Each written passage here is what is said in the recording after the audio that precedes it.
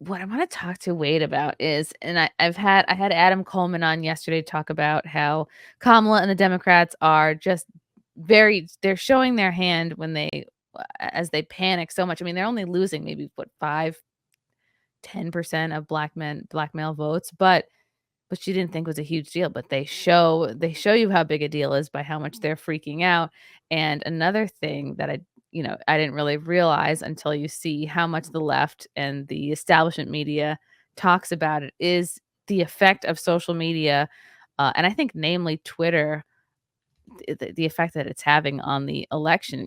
One look at mainstream media, if you just like Google effect of social media on election, you get tons and tons of articles about how Harris is vastly outspending Trump on social media. And it's true because I don't know about you guys, but when I scroll through my Twitter, I see so many tweets from Kamala. I see so many tweets from Tim Walz, and so many tweets from like celebrities or whatever influencers she's got on payroll, just singing her praises. But then you also see like how Republicans push social media companies to stop fighting election they're still like running this election disinformation bullshit. They're still talking about, oh, we got to stop hate speech. It's like the left has really lost sight of free speech as a value, and it's very interesting this election cycle to see Trump and to see Kamala like on podcasts. And I figured this would have been something part of the last election cycle, but it's unavoidable this time around. And I just want to know, your feelings on that, because I know when I see these candidates on these podcasts, I'm just like, wow, it just shows you the importance. Right. I mean, not this podcast, of course, but other ones. Yeah. I like to think that what we're doing right now is very important. But yeah, on the podcast point, the 2020 would have been an odd time for anybody to do a podcast. Like everybody was only doing remote stuff. And so if they showed up, and even when they showed up on late night shows, it was through a Zoom meeting or whatever. But a lot of the power of some of those in-person podcasts, like I think Theo Vaughn just had JD Vance on. And Theo, I think, only does in-person interviews, which is, and so people have spent hours and hours and hours with Theo Vaughn in their car, like while they're getting ready, while they're taking a shower, and Theo Vaughn's interviewing a Border Patrol agent or whatever. And so like Theo, at some level, they trust him. And it's not like these are different from the celebrity endorsements, because the celebrity endorsements are just like Michael Keaton talking to an iPhone. And that's just different. It's like doing a minute-long clip is not going to be the same thing as I have trusted this person for a long time, and now they're talking directly with this person in a way that you can't really edit. And so if they did, you could probably tell. Or if the conversation got awkward, then the podcaster would go, "Oh, great, the conversation's getting awkward. We're going to press here," like a good interviewer anyone would do. But yeah, like the unedited format, the level of trust people have, and the fact that we're not in the middle of a shutdown means that travel can happen. People can sit down, do interviews. And I think part of it is that 2020 people felt miserable. And so anybody who voted against Trump probably just voted against feeling miserable. And I think that what's happening right now is like people are feeling miserable. And so they're voting against feeling miserable. And it just happens to be the opposite of the guy who they were voting against last time, which is a bizarre thing. But yeah, the media point is huge. And I don't know if we will ever know how important it was that Elon bought Twitter when he did. Because that was that was 2022, I think. I think so. If he would have waited, then we wouldn't have had enough. Like if he would have still done it, but pushed off the deal another year, or had, it would not have had the level of impact that it's had. And like I think, Trump going on Rogan and stuff like that. You see these random appearances popping up that I don't know. People just care about those more, and they can reach further. Than they were able to in 2020. Everybody's kind of on edge and scared of what you could say and what you couldn't say, because they'd been censored about COVID information stuff, but not the same level is happening right now. And so folks have just, I don't know. I'm thankful that it's bizarre that Trump, the like most memeable man alive, like who made his name in real estate and then entertainment, is running against Kamala, who barely sounds like I can't imagine how Kamala passed the bar exam. Like her, Ooh, how on many her jobs has she knees. had? That's how. No. Well, how many jobs has she had where the entire job is speaking publicly, and she Like can't all handle of that? them, right? Right. Yeah. I mean, like exactly. And I, as a like everybody who has done public speaking knows the feeling that she's having when things are unraveling and just goes, "Oh no, I'm losing them. What do I do?" And you can just see Yeah. that in every single interview she does. it's Yes. yeah, That sort of hot-faced panic of like, yeah, I didn't study for the pop quiz kind of thing. right. This is a great thread from Adam Coleman, who I had on last night. Last night's CNN town hall confirmed everything I suspected about Kamala Harris, even when I was a Democrat. She's an unimpressive politician promoted by the media to be adored, and she's she's extremely uncomfortable facing the mildest pushback or requiring her to go off script. This is where Trump excels. Who Totally. knows if he'll have the time, but if he had the time, he could do a 3-hour Rogan. We could listen to him Right. talk for that long. Hmm. Kamala can't do more than 25 minutes. The more we hear from her, the less we like her. He goes on to say, Yeah. watching this town hall, like it's easy to get caught up in her non-answers and absolute refusal to answer basic questions that any politician running for president would face. But I couldn't help watching her body language. There are moments when she physically squirms as she searches for a canned response to give Anderson Cooper. She's in a friendly environment on CNN, and Anderson absolutely hates her opponent. But even his basic questions make her squirm. I want to play like a little bit of this clip so you guys can see what I mean. And this is friendly territory. She should be thriving. Is there something you can point to in your life, political life, or in your life in the last 4 years that you think is a mistake that you have learned from? I mean, I've made many mistakes, and they range from, if you've ever parented a child, You've never given birth, Kamala. You're a stepmom. Do you know how much I'm a stepmom too before I was a actual mom, and it's very minimal. Okay, you're not rearing anyone. You're not. Oh my God. Yeah, well, and everybody knows that, but she has to say the thing. It's that she's so fake that it doesn't register as fake to her. Like You guys know, you're all parents. I mean, I'm not, but if you've ever raised a child, like I haven't, but you have, yeah, no, it's bizarre. I'm sure you guys have. Too. In my role as vice president, I mean, I've probably worked very hard at making sure that I am well versed on issues, and I think that is very important. It's a mistake not to be well versed on an issue and feel compelled to answer a question.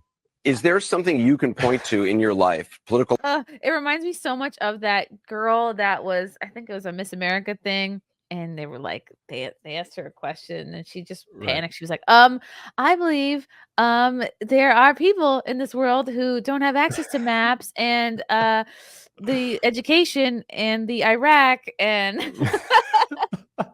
Yeah, it was like this blonde chick. It went and like viral. yeah, and like the content of what she's saying is, yeah, it's hard to discern, but at some level, it's maybe my only mistake is that I should be more prepared to answer questions. It's like that's the question. The question is, what's your mistake? And like, well, maybe I should have questions more. I've heard her on other interviews say, "Oh, I guess my biggest weakness is that I have no weakness. I guess I'm just such a nerd. I really love to like look into things and well, research." and that was one. Yeah, it's where she said something about she was saying it takes me too long to make decisions sometimes.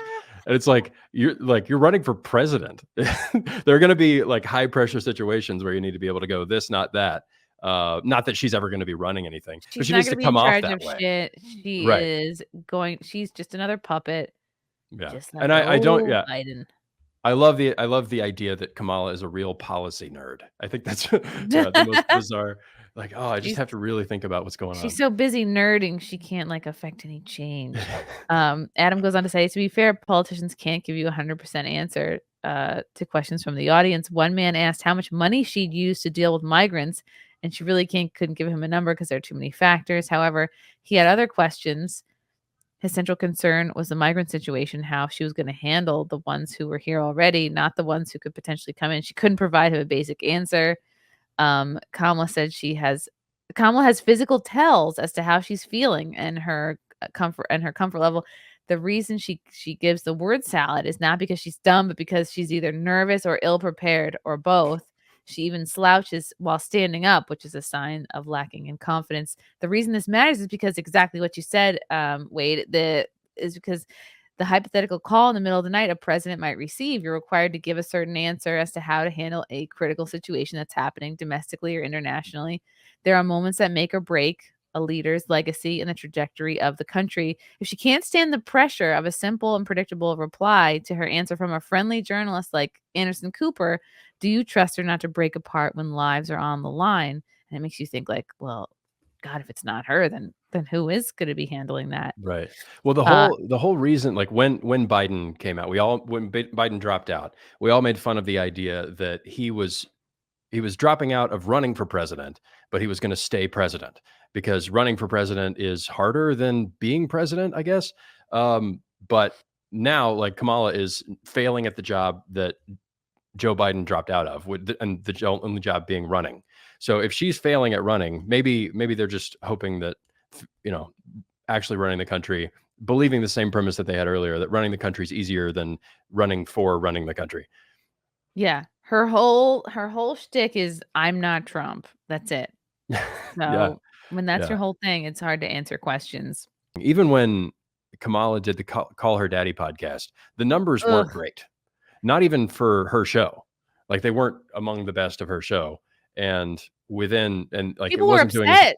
People were in the comments really mad. Like, why did you go political? You could tell like Alex was really out of her comfort zone too. Like she didn't enjoy talking to her. She's sitting there in heels and slacks with a hoodie looking I'm like, come on. I know you're Gen Z, but enough with the effing hoodies and the Crocs with the socks. Stop it. Grow up. Yeah. I don't want to hear her talk about the issues. I'm sorry. I really don't. But yeah, I would rather have Kamala on to talk about like BJ's, talk about what it was like to date Willie Brown. Like but of course Kamala wouldn't go there. But that's the side of her you actually want to see. And that's the side of not that Trump is talking about BJ's, but like Trump is able to open up as a person on these podcasts while maintaining he's still a strong candidate and he can talk about his policies too without needing cue cards and like buzzwords and shit. Well, even the McDonald's thing, he was a guy who like knew it was bizarre that he was there. And that helps. So like him being in on the joke, oh, it's weird that I'm at McDonald's, helps that. Whereas like if any other politician would try to like make it look like, oh, this is normal. I actually know how to run the fry thing. This like, and whereas he was okay with asking questions and going like, oh, cool. Oh, probably too much salt on that one. It's like, oh, that's great. It's like really charming and down to earth. I saw that you watched a lot of those clips. But yeah, like he knows, oh, this is not my home territory, but I'm going to be like charming Donald Trump here. And that's the way he is on podcasts. And it's also, I think folks can, I'm Southern, so I can say folks, but I think people can pick up on, and y'all, but I think people can pick up on the phoniness, and a podcast is a really great filter for phoniness. So like how long did you see how long the Call Her Daddy podcast was with Kamala? Was that like an hour? Did it? I remember I'll have to look it up. Most of it. Yeah, I did not. Was it an hour? Let me look it up. Let me see. Yeah. But like being able to know, oh, I'm going to go into a territory. It's not hostile territory. Even if it's friendly, it's unstructured. And going on CNN, that's structured. There's some kind of comfort knowing, oh, there's a break coming up. So if I start to flounder, they can always say commercial time. 44 minutes was, which is long. Yeah. Right. Wow. Well, and I guess that's as long as an hour-long TV show with commercials. Right. That's probably add in commercials. And there was a clip that kind of went viral from her appearance on Call Her Daddy. Like, can you name a piece of legislation? And she's like, I already know what you're gonna say. That regulates a man's body, and then everyone's like, the draft, COVID vaccine, Yeah. what about all that? Right. Yeah. When I turned 18, I had to like sign a document that meant that they could like make me go die whenever they wanted to. Yeah, that is at least one law, at least one. And Kamala, like, really, what's the point of her doing that? To just look, it's me on a podcast? Because she's kind of preaching to the choir. I imagine Alex Cooper's Yeah. already very left or politically sort of ambiguous or neutral, I guess. Right. They're Yeah. not listening to call her daddy for Mhm. anything Well, politically oriented. And back to Trump on Theo. What was great about that one is that he had just had Bernie Sanders on, and so it wasn't obvious that Theo was just there to stump for Trump or whatever. So it wasn't one of those celebrity endorsements, which is so cheap now. Not just that celebrity is cheap, but also It that is like so cheap. the actual endorsement is. It's so cheap and superficial compared to these podcast hosts who their fans know them. They've, like you said, watched hours and hours of them. They're not Yeah. trying to hide anything from their audience. And then you see like Lizzo or Eminem or Mhm. God, like Julia Roberts with like a Harris Walls hat, or they're like, you know, and Yeah. you're just like, this And is so fake. This is so opposite of where people seem to be moving towards. But imagine like also from the host perspective or from the audience perspective of the host. So like if somebody has spent hours and hours and hours listening to Aiden Ross streams or whatever, or has again, I just listened to the JD Vance Theo one, so I've got Theo on the brain. But like if somebody's listened to hours and hours of that person, they know if they just turned phony or if they just, oh, this is a political thing, you must be uncomfortable, or you got pressured into doing this interview. I don't get that vibe from any of the places that JD Vance went on. Like the Full Send podcast had them both on. The Schultz podcast, that's just an episode of the podcast with that guest. Mhm. And the audience knows, oh, this isn't a very special episode. This is just a really good episode. I'm continuing the way that I kept going. And so I think the audiences can tell that. And you saw, I think even on the left, they don't want to watch the Call Her Daddy Kamala interview because they know that they're about to get really uncomfortable. So like it's an episode that Kamala fans don't want to watch because they know, oh, this is not No. going to be good. And that Call Her Daddy podcast fans don't want to do because this isn't my show. This isn't the thing I listen to.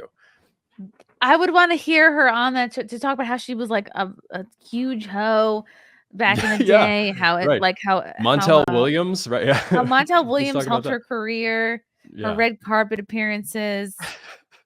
How Yeah. she like what brand of knee pads to buy.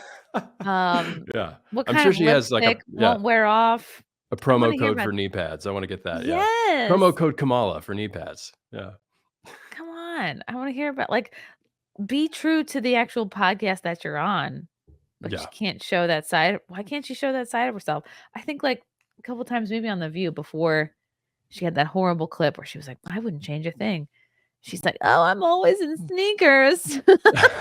That's the best she can do. Yeah. I am a human being. I have sneakers. Yeah.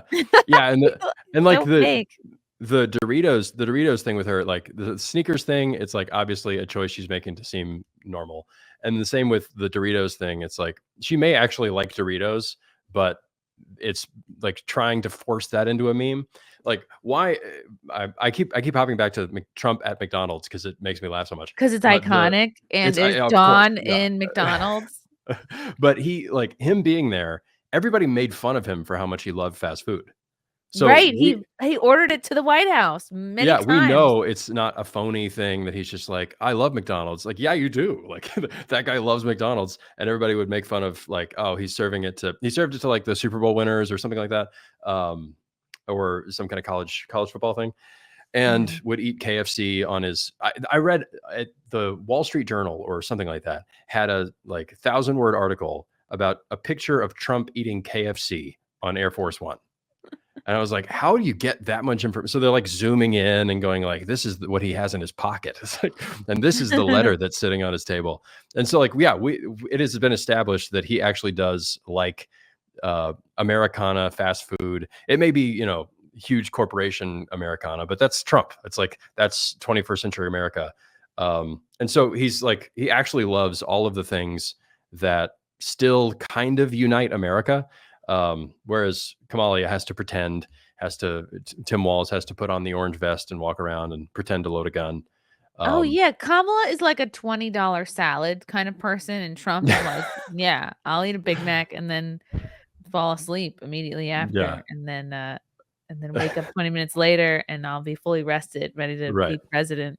Yeah, ready to, and then almost get shot and then jump up. Yeah, I mean, the post-assassination photo should have also been brought to you by McDonald's. It's like Diet Coke and McDonald's, just like, that's the energy it gives you. Love you guys. Thank you for the chats. Thank you for the comments. I will see you guys tomorrow. Bye. Bye. All right. Love you guys. God, I don't even want to leave. This candle smells so good. I don't want to leave. All right. Love you guys. Talk to you soon. Bye. Love you all. Join the Discord. Feet. Love you all. Wow. You guys are awesome. Come and get it. Bye, guys. Bye. Now I'm really leaving. Love you. Bye.